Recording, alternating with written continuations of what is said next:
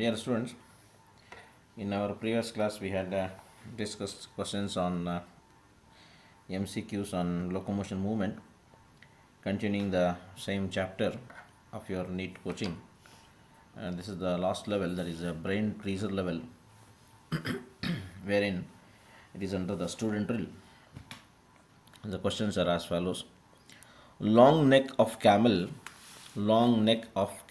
or giraffe has longer vertebrae, development of extra large invertebral pads, numerous cervical vertebrae, and the fourth statement says here as the development of extra bony plates between the adjacent cervical vertebrae.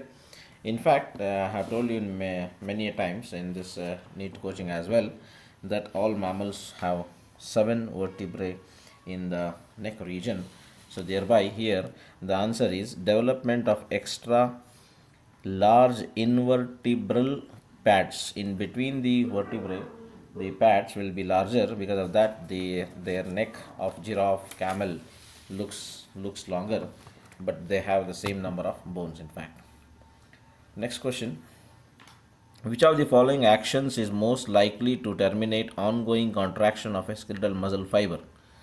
He is asking you the what exactly happens when contraction of muscle starts. Fine, clear. You have studied in other chapters also influx and outflux. In this chapter also calcium and sodium. So when contraction, what he says is which of the following action is most likely to terminate which ends when an ongoing contraction of skeletal muscle fiber. So options are release of neurotransmitter. Fine, it's not required. You all know neurotransmitter. Fine, acetylcholine. Clear. So that's required for muscle contraction, but not here in this option. So that cannot be. Second is increase of calcium concentration. It need not have to be increase of calcium. Then the third option says influx of the calcium concentration in the sarcoplasm. Fine, whereas in the neurotransmitter junction, whereas the fourth option says removal of calcium when contraction takes place. Fine, the calcium is being removed over there. Fine, so fourth option is the correct answer for here.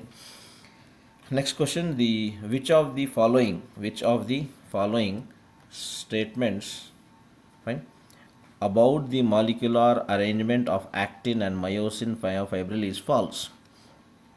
He has given a list of statements and he is asking you how exactly these statements differ and which of them are false as far as the arrangement of actin and myosin in myofibril is concerned.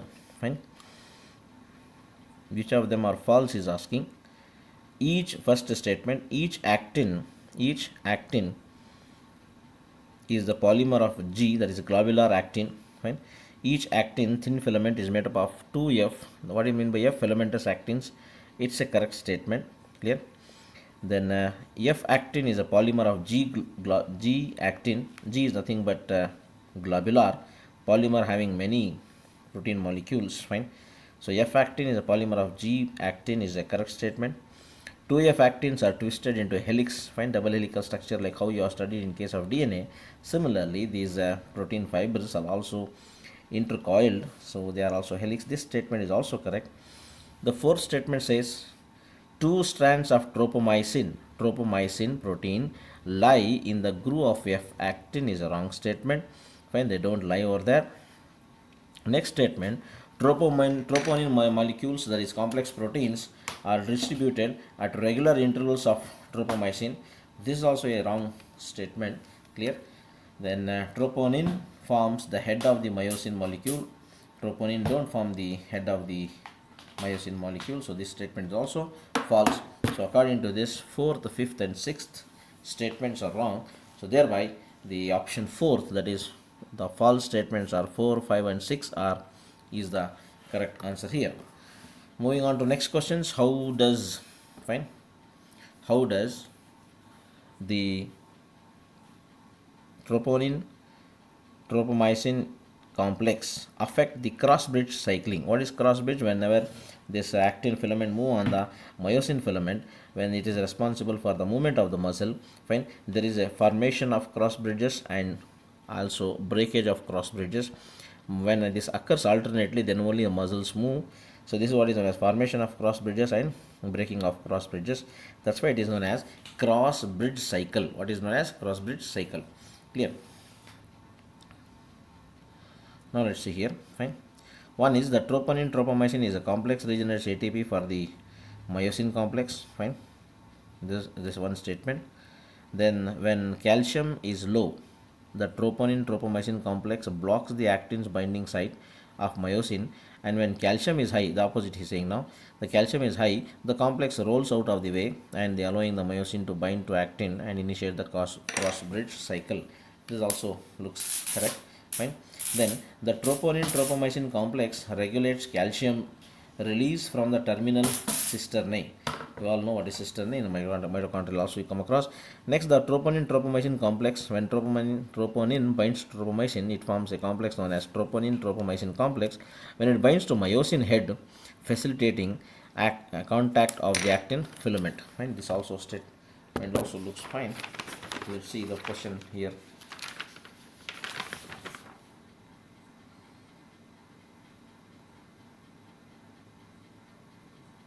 How does the troponin tropomyosin complex? Fine. The second and three statements answers are not given here, misprinted rather. Okay. Now the arrangement. Fine. The next question: arrange the following events of contraction cycle in the sequential order in how they take place in the sequential order in the chronological order of their occurrence as per the sliding filamentous theory. Fine. First statement, formation of cross bridges, it won't happen in the first. Fine. Then sliding of thin filament. Fine.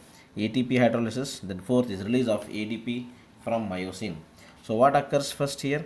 First one is ATP hydrolysis takes place. Then when ATP hydrolysis takes place, formation of cross bridges takes place. That leads to sliding of the thin filament over the thick filament myosin. That is nothing but the sliding of the actin filament over the myosin filament. When that happens, release of ADP, that is means ATP is turned to ADP. So first is third takes place, then the first one, then the second one, lastly release of ADP takes place. So thereby the order is fourth option. Next question: when muscle get fatigue, when tired, there is what's happening, he is asking.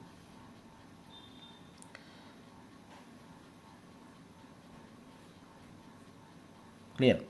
Then when muscle get fatigue, there is what he is asking: much ATP, more glycogen, but much lactic acid formation. He might be the statement. Second statement: little ATP. When it is fatigue, the energy is exhausted. So of course this might be correct. Little ATP and glycogen, but much of lactic acid. I have told you many times in digestion chapter also. I told you when formation of lactic acid takes place in muscle, that leads to fatigue or tiredness. That's why when we take curd, when we eat curd, we feel sleepy, dull, lazy, because of more of lactic acid. So this statement is correct, I feel. What is it? When muscles get fatigue, what happens here? Little ATP and glycogen, but more amount of lactic acid formation takes place in the muscles. That's why the muscles find fatigue. Clear? Okay. The next one is more ATP, no glycogen. Wrong statement. Fourth statement, little ATP, also wrong statement. Next question, the seventh question. Read the following statement with two blanks, that is A and B. A blank: A muscle fiber are adapted for the activities such as marathon running. What do you mean marathon running? Long runs. Fine. Where it is runs together, marathon running. Fine.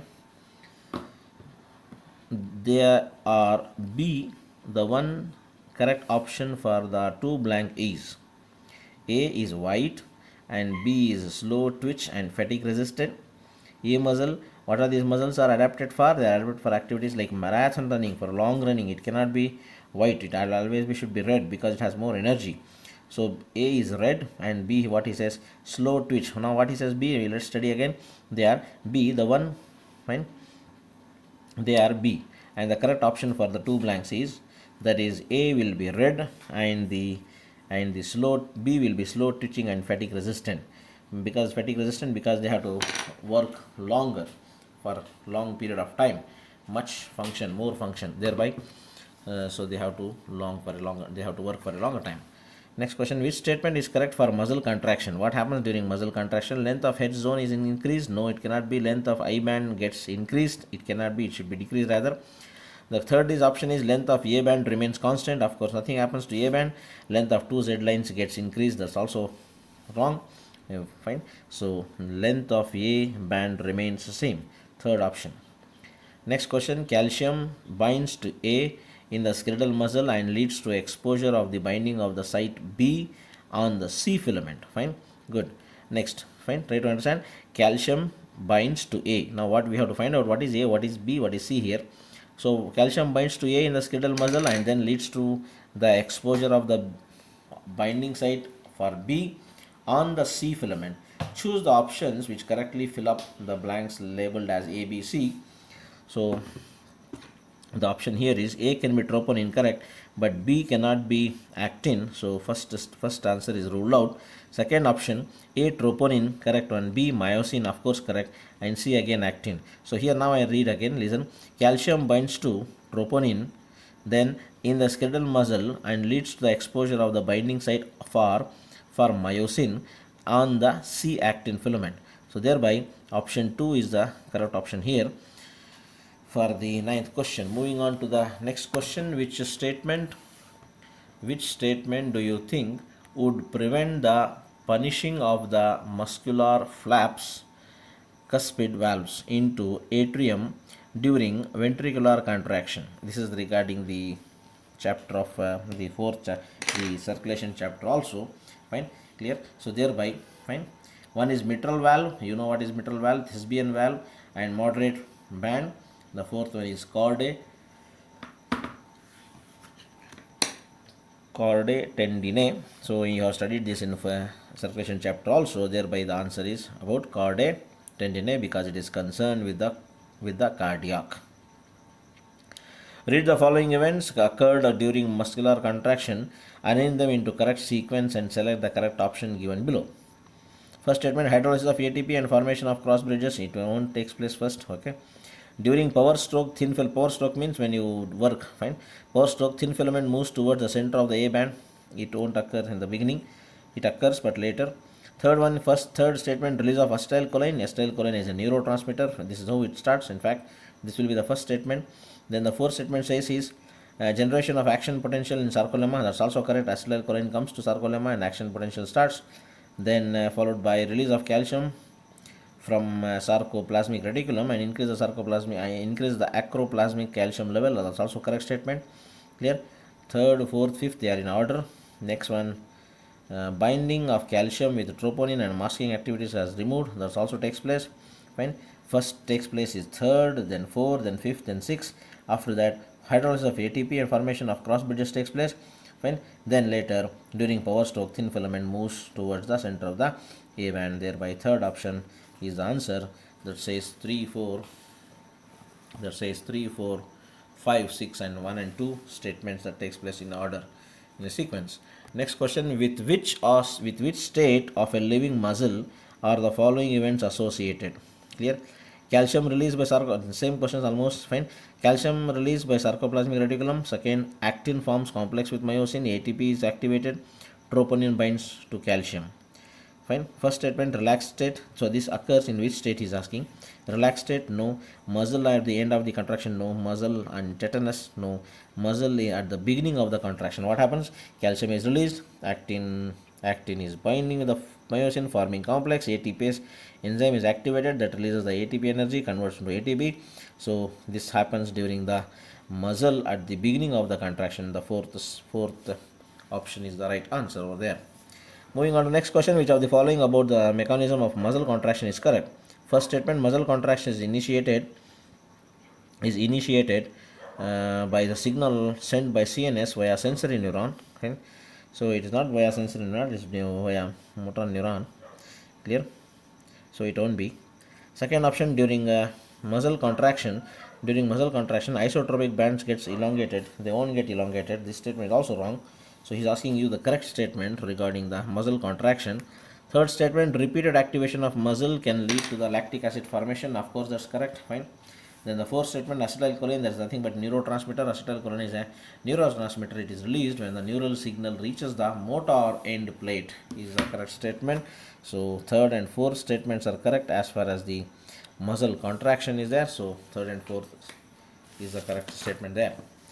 Next, moving on to next question. Fine. The in a cricket player, if a cricket player, fine, very interesting question. If a cricket player is chasing the ball, same example I have given in the classes, mostly not for your batch, most probably for the previous batches. Same example I had given you.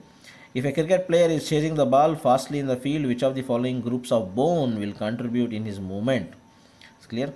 One is tarsals, femur, metatarsals, tibia. They are all the bones of the leg. So from tarsals, femur, metatarsals, tibia. Next one, sternum. Sternum is a breastbone.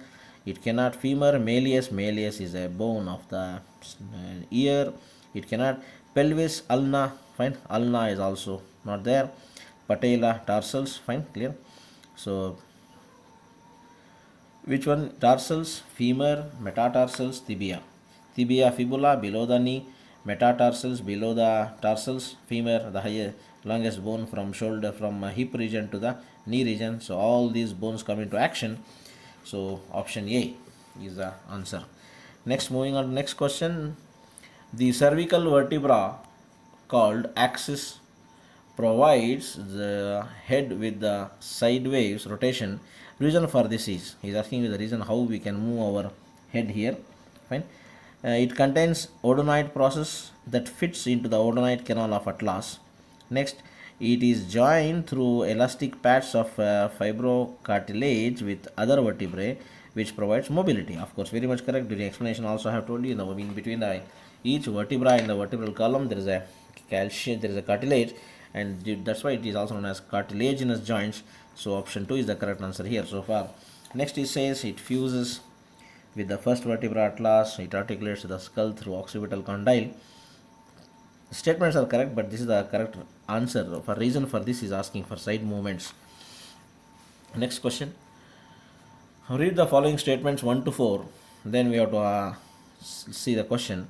So 1 to 4 statement. The skull is composed of two sets of bones, cranial and facial. That is total to 22 bones. Clear? So I don't think so. 22 bones. Let's see. Second statement. Cranial bones are 14 in number. Might be correct. Facial region of is made up of 8 bones. This statement is also correct. A single U-shaped bone called hyoid bone is present at the base of the buccal cavity. Also correct, and is also included in the cell in the skull. Correct statement. Each middle ear contains 3 tiny bones, malleus, incus, stapes, collectively called ear ossicles. This statement is also correct. Now let's see the question. How many of the above statements are incorrect for skeletal system of human being? Clear? So almost only one is correct. Fine. Each middle ear contains the 3 tiny bones. Fine. Incorrect statement. Fine. So here the question is about the incorrect statement. That is option 1. Fine. 4 statements are incorrect, but looks 2 statements looks correct to me. In fact, because the third, fourth, and fifth statements looks correct. Let's see. We'll talk about that. We'll cross check. Which of the following statements are incorrect regarding the normal human being? Incorrect. He's asking. Scapula is a large triangular flat bone situated in the ventral side of the thorax. Wrong statement.